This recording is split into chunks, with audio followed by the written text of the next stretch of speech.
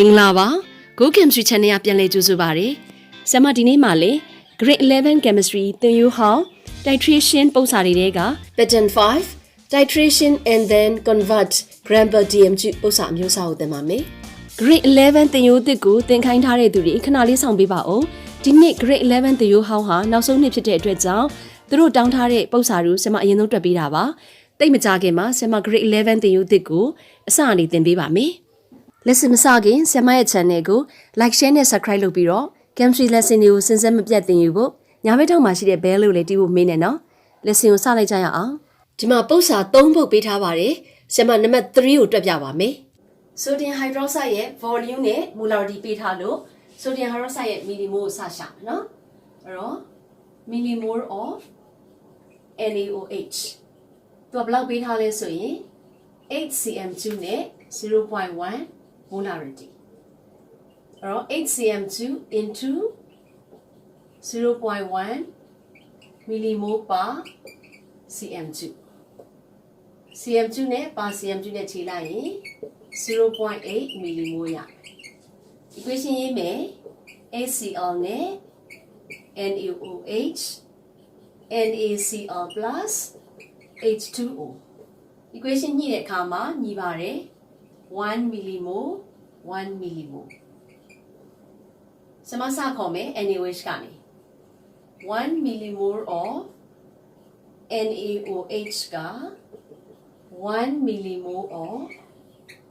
HCl နဲ့တက်ပြမယ် 0.8 millimole of NaOH ကလည်းပဲ 0.8 millimole of HCl နဲ့တက်ပြီအဲ့တော့ဒီမှာ HCl ရဲ့ millimole ရပြီဆိုရင်ထုံးစံအတိုင်းဆယ်မ molarity ပုံလေးရေးမယ် millimole of HCl ကို T volume in cm2 of solution နော် solution ကိုဆယ်မအတူကောက်ဝေးရေးလိုက်ပြီ solution နဲ့စာအဲ့တော့ဒီဘက်ကိုဆယ်မကူးလိုက်မယ် molarity equal to 0.8 millimole ကိုတီ HCl ရဲ့ cm2 ကပုံစံထဲမှာ10 cm2 ပေးထားတယ်เนาะအဲ့တော့ဆရာမ10 cm2 နဲ့စားတဲ့အခါမှာ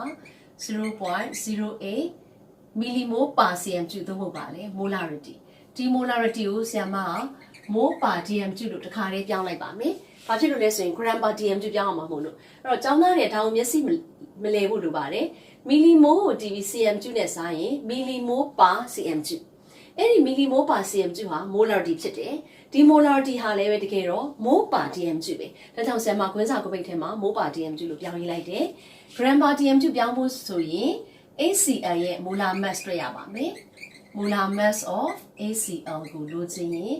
H က1 Cl က 35.5 ပေါင်းလိုက်ရင် 36.5 gram per mole ရပါမယ်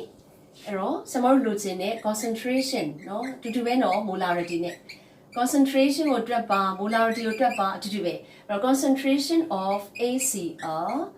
in gram per dm2 ကိုလိုချင်ရင်ဆရာမတို့ရလာတဲ့ molarity နဲ့အခုရှာထားတဲ့ molar mass နဲ့ဘာလို့ရမလဲမျှအဲ့တော့ molar mass အမျှဆရာမလေးနဲ့အောက်ကိုဆင်းပါမယ် molarity ပေါ့ဒီလိုပုံသဏ္ဍာန်လေးရေးရပါမယ်เนาะ molar mass အမျှ molarityအဲ့တော့ molar mass ကဘယ်လောက်လဲဆိုရင် 36.5 gram per mole အမျှနောက်ပါလေ molarity ကဘယ်လောက်လဲ 0.08 ပါလေ mole per dm2 အဲ့တော့ဒီမှာဆရာမတို့ချိန်လိုက်ရင်ဒီ mole နဲ့နော် gram per mole က per mole နဲ့ဒီ mole နဲ့ပါပဲချိန်လိုက်ရင်ဒီမှာဘာကျန်ပါလဲ gram per dm2 ကျန်ပါပေါ့အဲ့တော့ဆရာမနည်းနည်းလေးမြတ်အောက်ရောက်သွားသလားအဖြေကိုဒီမှာဒီဘက်မှာမြင်အောင်ရေးပါမယ်အဲ့တော့အဖြေကဘယ်လောက်ရလဲဆိုရင် 2.92 gram per dm2 ရပါမယ်အဲ့တော့ဒီမေးခွန်းကလည်းလွယ်ပါတယ်အခုပေးထားတဲ့မေးခွန်း၃ပုဒ်ထဲမှာဆရာမကအောက်ဆုံးကနံပါတ်3ကိုဆရာမတွက်ပြထားတာပါကျန်တဲ့ပုဒ်စာတွေကိုလိုက်ပြီးတော့တွက်ကြည့်ပါလို့ဒီနေ့ lesson မှာလေးပဲ titration pattern number 5တပုတ်ကိုဆရာမကောင်းတွက်ပြထားတယ်နောက် lesson မှာလည်းနောက်ထပ် titration ပုံစံလေးဆက်ပြီးတော့တွက်ပြပါဦးမယ်နော်ဆရာမရဲ့ channel ကိုလည်း like share နဲ့ subscribe လုပ်ပြီးတော့ chemistry lesson တွေကိုစဉ်းစားမပြတ်သေးဘူးညဘက်ထက်မှာရှိတဲ့ bell လေးကိုလည်းတီးဖို့မေးတယ်နော် see you next lessons bye bye